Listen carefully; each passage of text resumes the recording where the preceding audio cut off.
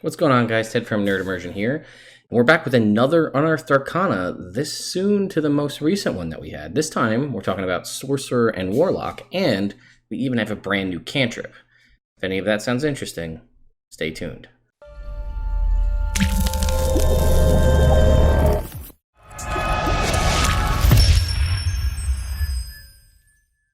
Alright, so here we are on the Wizards of the Coast website. You see Sorcerer and Warlock and a new cantrip, Mind Sliver. The Aberrant Mind Sorcerer and the otherworldly patron Lurker in the Deep, which I think you could possibly argue is very similar to the Great Old One, but that's fair enough. So let's go ahead and look at it right here. So, what do we got? Aberrant Mind. So you somehow touched with aberrations, or aberrations are in your history, and that determines your sorceress origin.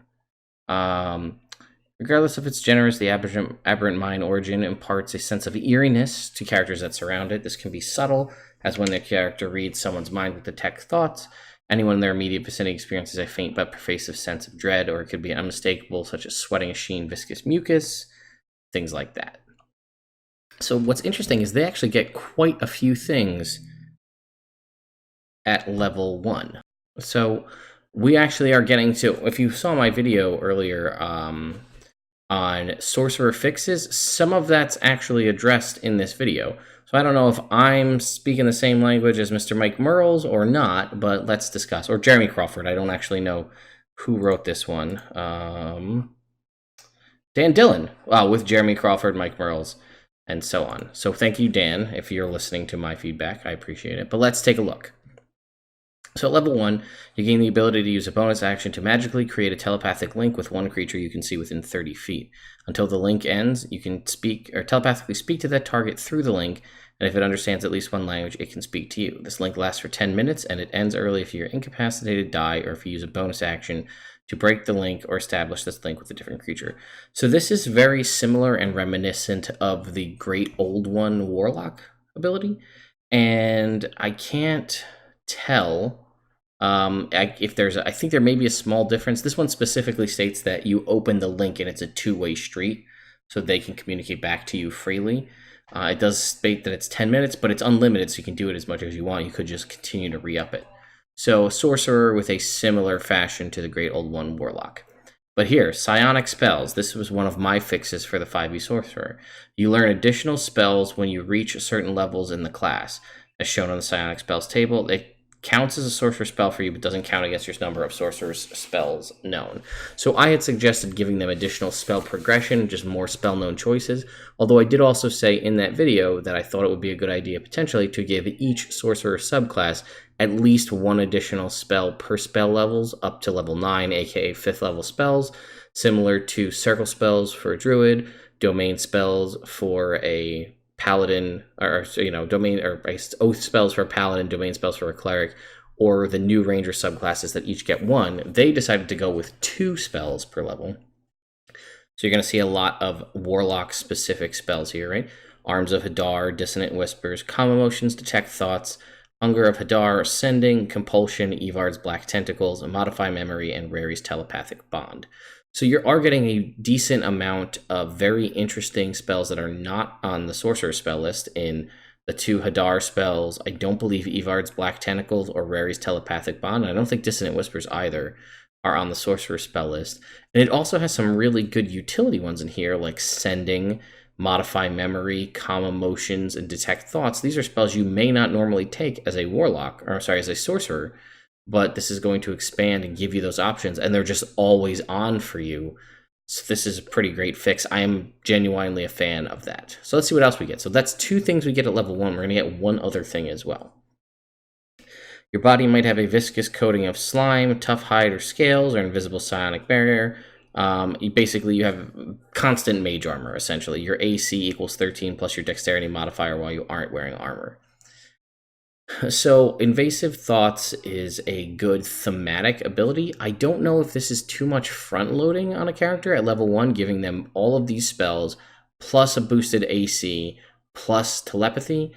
I'm not sure. I don't think it's too strong, like it's not overpowered in any way, I don't believe, but it just seems like a lot to stack on all at level 1.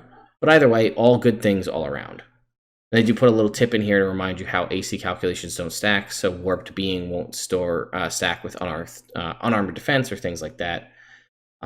Psionic Sorcery at level 6. When you cast spells gained from the Psionic Spell feature, so that's any of these ones here, you can expend it by spending a spell slot as normal or by spending a number of sorcery points equal to the spell's level. If you cast the spell using sorcery points, it requires no components. So again, this is very reminiscent and reminds me a lot of what my suggestion would have been to fix Sorcerer. The one that I had come up with was basically giving you more sorcery points so you could convert them into more spells.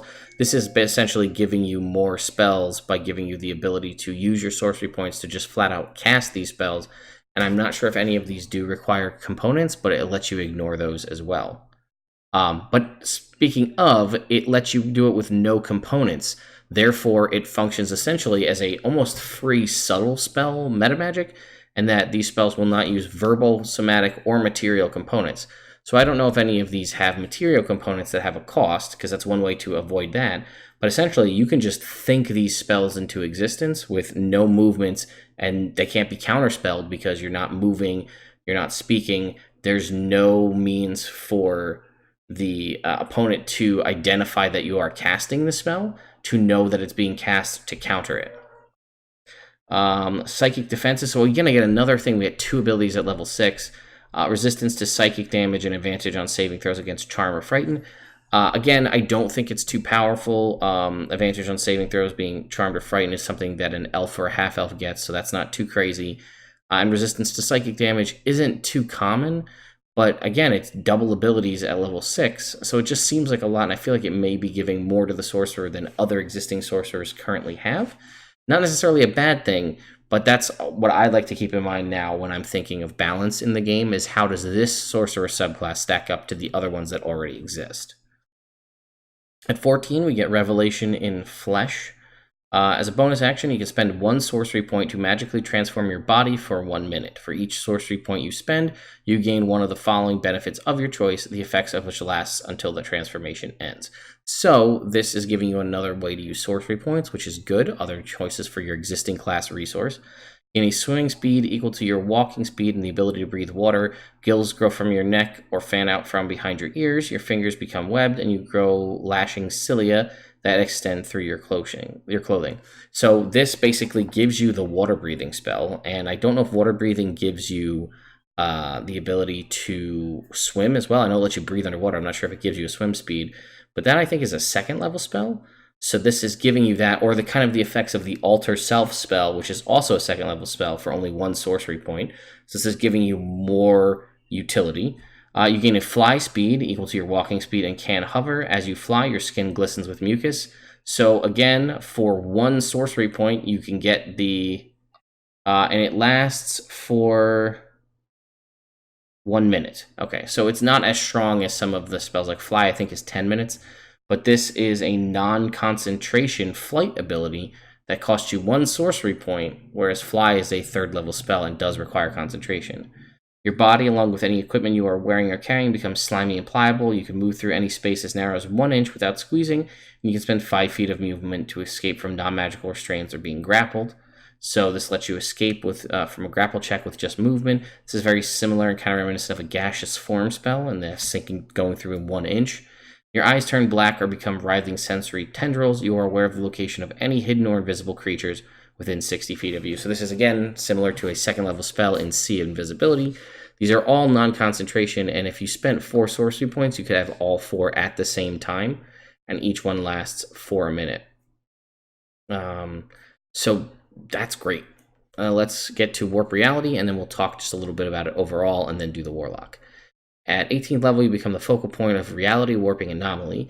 As an action, you can magically radiate a transparent 20-foot radius aura for 1 minute. This might take the form of a sphere of rippling psychic energy, a fluctuating amoebic gel, an extrusion of ephemeral parasites, or some other manifestation. Other creatures treat this aura as difficult terrain. When they start their turn in it, they take 2d10 psychic damage. When you activate this feature, you can choose any number of creatures you can see to be unaffected by the aura. As a bonus action, you can end the aura early. If you do so, you and any number of creatures you choose within the aura are teleported to a location you can see within 1 mile of you. Each creature must appear within 20 feet of you in an unoccupied space. An unwilling creature that succeeds on a charisma saving throw against your spell save DC is not teleported. Once you use this feature, you can use it. You can't use it again until you finish a long rest. So that's a fantastic ability. It's a great capstone. It is potentially 20d10 psychic damage if you manage to keep somebody in your area for a minute. It's giving you the difficult terrain, so it's harder for them to get away. And it is a non-concentration ability. It's very reminiscent sort of a Spirit Guardian's spell, but it also gives you this ability to end it to get the teleport. So I love this class. I'm not a huge fan of Sorcerer.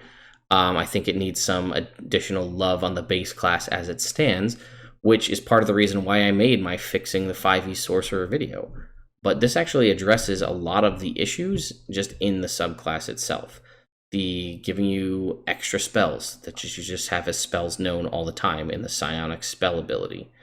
Giving you the ability to cast those spells without expending your spell slots, which is kind of, again, similar to one of the features that I had. This giving you the ability to spend sorcery points to essentially get the effects of other spells. So all the issues that I have with Sorcerer, which is basically the limited spell slot choice, and the fact that because of the limited choice, you're pretty heavily focused on using typically damage spells. This gives you a ton of interesting utility without spending spell slots, with using your sorcery points, a mechanic that you already have. And sometimes some of the abilities, if they're one of your psionic spells, the freebie spells that you get, you could basically get a subtle spell for free. So that's fantastic. And I'd like to see more like this. I have a feeling this won't end up being published in the same source as this. I feel like it'll be tweaked before the final product, but I would love it to be just as it is. And then we have the Lurker of the Deep. So this is basically a Leviathan underwater plane of water creature. Again, I feel like it is very similar in a lot of aspects to a Great Old One, just the way I see it. Right? It says Kraken Warlocks might summon giant squid-like tentacles, serrated crab claws, massive octopus beak. I don't know. Let's look at their expanded spell list. Create or destroy water, thunder wave, gust of wind, shatter, lightning bolt, sleet storm, control water, Evard's black tentacles, commune with nature, and cone of cold. These are fantastic spell choices, by the way. Again, you have to choose one of your existing spells to get it, but it's giving you access to some interesting damage spells in thunder wave, shatter, and lightning bolt. You're also getting things like Evard's black tentacles or cone of cold. These are great options for you to choose. Just high. Again, I'm talking purely damage, but it lets you break up the monotony. So you get Grasp of the Deep at level 1. As a bonus action, you can create a 10-foot long tentacle at a point you can see within 60 feet of you. This tentacle lasts for 1 minute or until you use this feature to cast another tentacle. When you create the tentacle, you can make a melee spell attack against a creature within 10 feet of it. On a hit, the target takes 1d8 cold or lightning damage, your choice when it takes the damage, and its speed is reduced by 10 feet until the start of your next turn. When you reach 10th level in this class, the damage dealt by the tentacle increases to 2d8. As a bonus action on your turn, you can move the tentacle up to 30 feet and repeat the attack. You can summon the tentacle a number of times equal to your charisma modifier, and you regain all expended uses when you finish a long rest. So again, I think this is a good idea. This is sometimes sort of similar to what I had thought about doing with like the Arcane Archer fix that I had, where giving abilities a number of times equal to your casting modifier per day. It's not the first time we've seen it, and that makes sense. And this is interesting because it gives you a unique sort of spell attack that's not Eldritch Blast. It is cold or lightning damage, so you have the ability to change the damage up. You can do it as a bonus action, so you could still cast a spell, cast your Eldritch Blast, and then do this as a bonus action. It is 10 feet long, so theoretically it's got 10-foot reach. You can do it out to a range of 60 feet. It persists for a minute. You can use it to continue to attack every turn as a bonus action. Well, let's see, hang on. When you create the tentacle, you can have it make a melee spell attack. As a bonus action, okay, and the bonus action, you can move it and repeat the attack. So it can move up to 30 feet. It does increase damage up to 2d8. It's a limited number of times per day, but the fact that it's a bonus action and just persists in every round, non-concentration on top of your regular spellcasting ability, is giving you, the Warlock, some additional cool things you can do that aren't necessarily just limited to boosting your Eldritch Blast. Scion of the Deep is first level ability as well. You can telepathically communicate with any aberration, beast, elemental, or monstrosity that has an innate swimming speed. While it is within 120 feet of you, the creature can respond, can understand you and respond telepathically, so more mind communications.